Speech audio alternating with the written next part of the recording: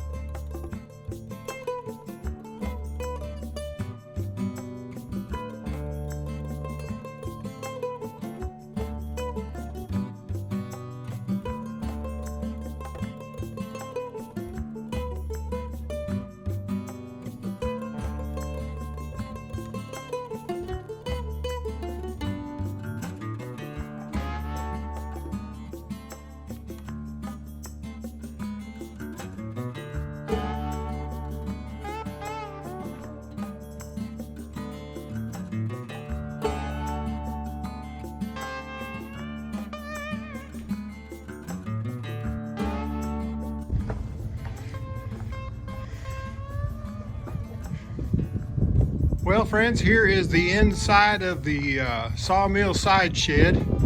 I have the end put in. My daughter Anna helped me finish that up. Got the little shelves in place. Maybe you can see those. 30 degrees outside. The snow is flying. The steers want more grain. I already fed them a 5-gallon bucket of grain this morning, but it gets cold, they want more.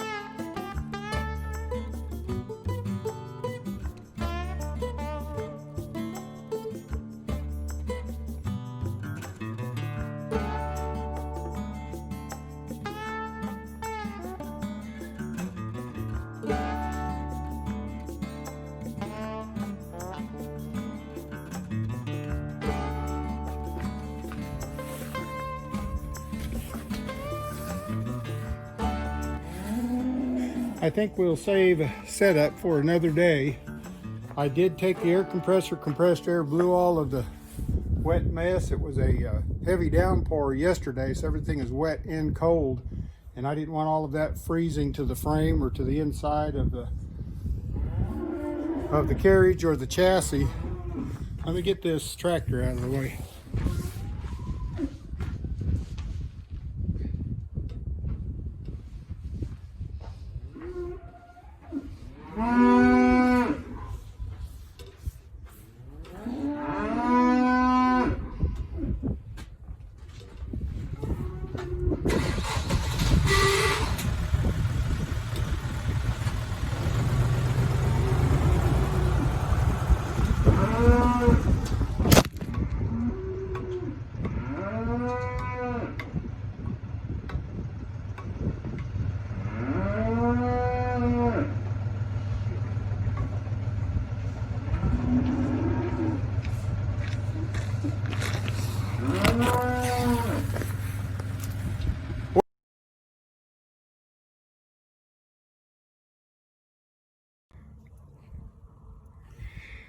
Here is a floating stock tank de-icer inside of a plastic tank, and you can see it keeps it from bumping into the side, heating up, and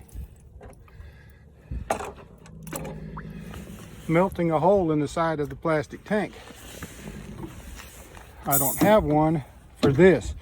I had one on it last year, but I took it off. It was all rusted and corroded. You can see what that one looks like. And water is very hard on metal here on the farm. Now this would be fine inside of a metal tank, but not a plastic tank. So I've got to come up with something to cage that floating stock tank de-icer for the other IBC tote that I turned into a stock tank to water the cattle. Say hi, boys. And so anyway, back to the project of hand. I got to figure out how to make a cage for this. I checked 2 farm stores today. Nobody, the one was sold out. This is Allied Precision Industries, an API product. The place where I bought them in the past, I finally bought them all out. They had 2 on the shelf over the years, and I ended up buying both of them. The other farm store, it's a competitor's brand of stock tank de-icers, so there's no cage or anything that I can get from them that would make work on this. So let me go to the shed and see if I can figure out how to make something.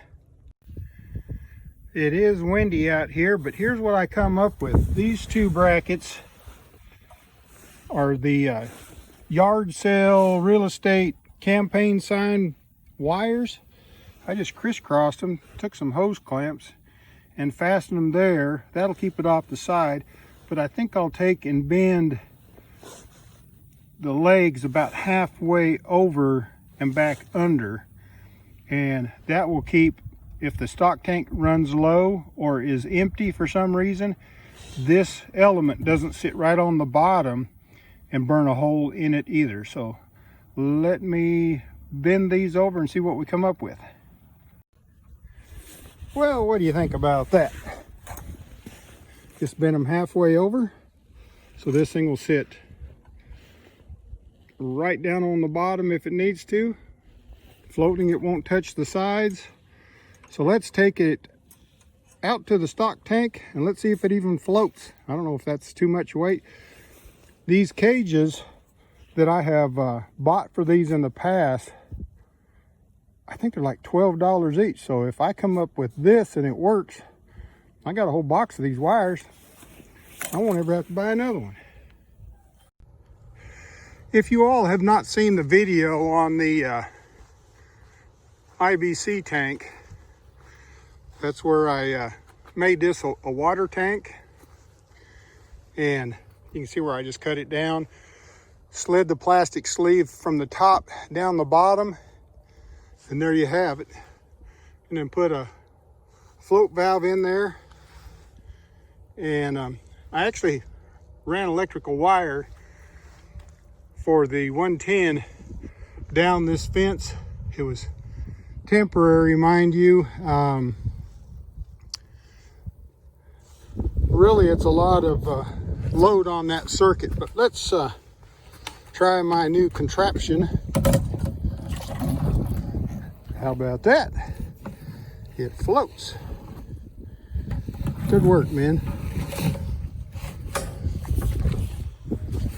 So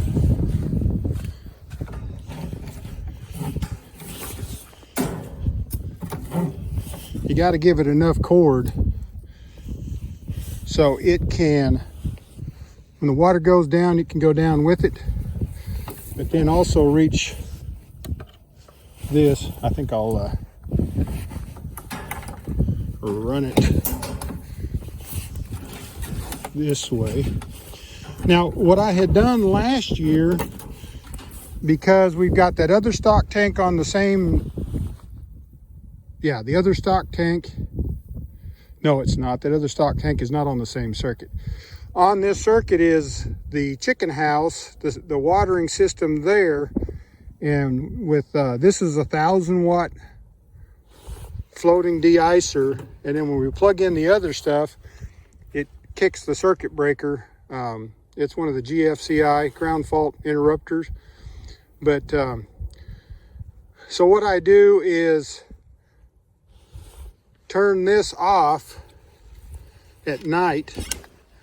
Now I did put a pressure regulator on there like you'd see on an RV, because I find that too much water pressure. This is high, it's city water, so it's real high pressure, and that float won't always stop, and then it will create, you can't see it now, it was all the rain last night, but it created a little swamp right through here down the hill of water continuously running, and then I got a bill for that, so I don't want that to happen again.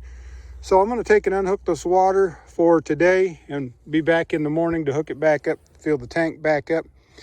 But with the floating de-icers, if the cows decide to come drink, the horses are out here too, but if they decide to drink that down, the de-icer's already in there. All I have to do is plug it in and unplug the others while we let this de-ice enough to allow them to drink. When it freezes up hard, if we go back to where the steers are at, I'll leave that gate open and we'll use that stock tank for watering all winter long. Now in this pasture, we have access to 2 ponds and to a spring branch over the hill, and then the cows and horses can go drink there. But I like to see them, get them up close to the house. Over this little rise right here is where I feed hay. I like to keep an eyeball on my stock. So anyway, thanks for watching, and tune in again to see what's happening on the farm.